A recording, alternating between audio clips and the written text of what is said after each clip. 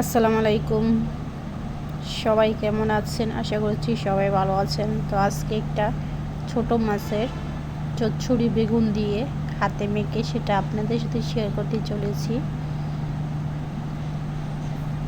তো খুবই মজার, বর্ষাকালে ছোট মাছ দিয়ে একটা মাছের চচ্চড়ি বেগুন দিয়ে। তো এখানে একটা বেগুন নিয়ে নিলাম। তো আপনারা যে যেখান থেকে দেখতেছেন, আজকে আপনাদের সাথে আছি আমি মারুফা রান্না ব্লগ উইথ চ্যানেলে আপনারা ভিডিও দেখতেছেন। আর যারা যারা কোনো চ্যানেলে সাবস্ক্রাইব করেননি তারা অবশ্যই করে দিবেন এবং লাইক কমেন্ট করতে ভুলবেন না। তো এখন এগুলো কুটে নেব, রেডি করে নেব, ধুয়ে সব কিছু পরিষ্কার করে নেব আর সেটাই শেয়ার করতেই চলেছি। তো এখানে বেগুনগুলো পানির মধ্যে আমি ধুয়ে কেটে রেখে দিয়েছিলাম, কারণ বেগুনের থেকে অনেক একটা কষ বের হয় কালো, এটা দেখতেই পাবেন। এই যে দেখেন কালো কষ বের হচ্ছে। বেগুনের মধ্যে কেটে রেখে দিলে পানির মধ্যে ভিজিয়ে বেগুনের যে কালো কষটা চলে যায়, আর বেগুনটাও কিন্তু কালো হয় না। সেই জন্য আমি কেটে রেখে দিয়েছিলাম। এখন আর একটু ধুয়ে নেব, যতক্ষণ সাদা পানি না বের হয় ততক্ষণ ধুয়ে নেব, কারণ বেগুনের মধ্যে কিন্তু কালো কষ থাকে।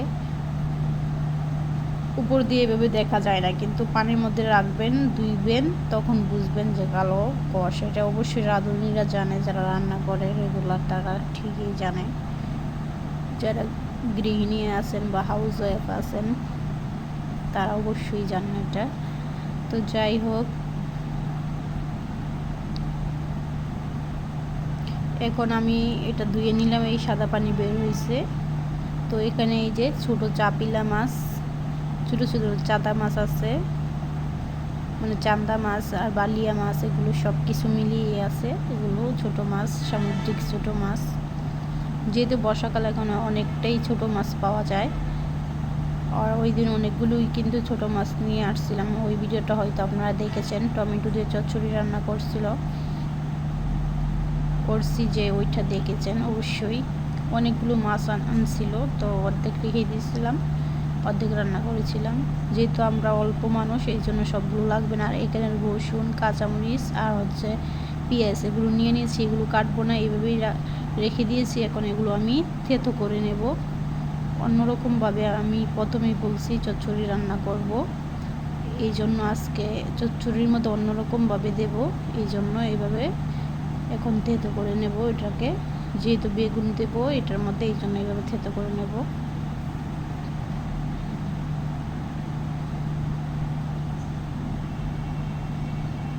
বর্ষাকালে কিন্তু আমরা সবাই কম বেশি ভালো মাছ খাই। ভালো মাছ বলতে ছোট ছোট এই দেশি মাছ, এগুলো কিন্তু অনেক ভালো। বড় মাছ থেকে কিন্তু অনেকটা ভালো শরীরের জন্য, অনেকেরই এগুলো মাছ ভালো লাগে। শরীরের জন্য কিন্তু খুবই উপকারী এইসব মাছ।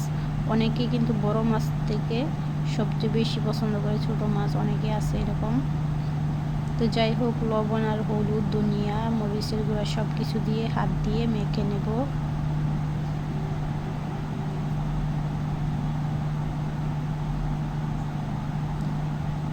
তো এখন আমি একটু তেল দিয়ে দেবো, আমি আমার পরিমাণ মতোই তেল দিয়ে দিলাম। আর এটা সব কিছু দিয়ে এখন যখন মেখে নেব, তারপর হচ্ছে যে মাছগুলো সেগুলো দিয়ে দেব। আগে হচ্ছে হাত দিয়ে ভালো করে মেখে নেব। মেখে নিলে হবে কি, এই বেগুনের ভিতরে তেল মশলা যা কিছু আছে সব কিছু ঢুকে যাবে, তখন কিন্তু এটা খেতে কিন্তু অনেক টেস্টি লাগবে, অনেক মজা হবে।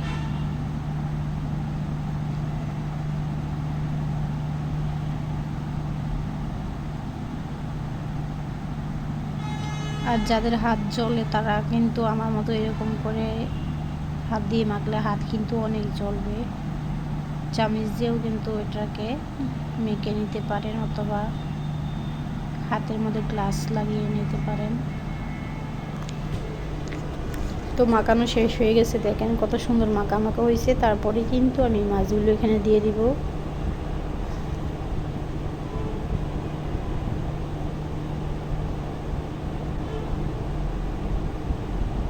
মাছগুলো দিয়ে কিন্তু এখন হাতে মেখে নেব আলতা করে, যাতে মাছগুলো ভেঙে না যায়। যেহেতু এখানে অনেক ছোট মাছ আছে, আর বালিয়া মাছ তো একদম নরম হয়।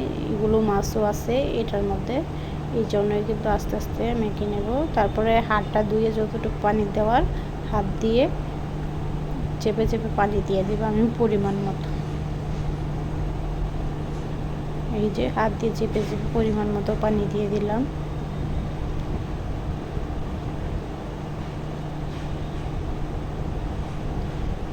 দেখেন কতটা পানি উঠে গেছে, নিজে নিজে কিন্তু উঠে গেছে এতটা পানি, কারণ বেগুনের থেকে এমনিতেই পানি বের হবে, সেই জন্য কিন্তু অনেকটা পানি উঠছিল। তো যাই হোক, এই যে তরকারি হয়ে গেছে প্রায় শেষ পর্যায়ে। বেশি একদমই ঝোল রাখবো না, যতটুকু তরকারি গায়ে পানি থাকে ঠিক ততটুকুই পানি থাকবে, বেশি পানি রাখার দরকার নেই, কারণ বেশি পানি রাখলে এটা কিন্তু খেতে একদমই ভালো লাগবে না।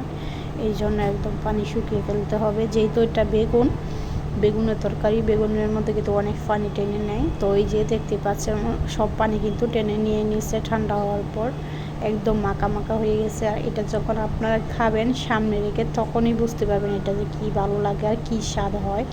এখন আপনাদেরকে ভিডিওতে হয়তো বোঝানো যাচ্ছে না, আপনারা ভাবতেছেন কেমন না কেমন লাগে। আসলে বিশেষ করেন এটা কিন্তু অনেক ভালো লাগে তরকারিটা, একবার বাসায় ট্রাই করে দেখবেন, অসম্ভব ভালো লাগবে।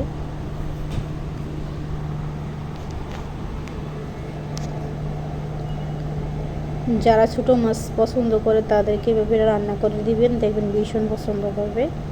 যে কোনো মানুষকে আপনি খাওয়ান না কেন, এটা অসম্ভব ভালো হয় তরকারিটা। অবশ্যই বাসায় একবার হলেও কিন্তু ট্রাই করবেন।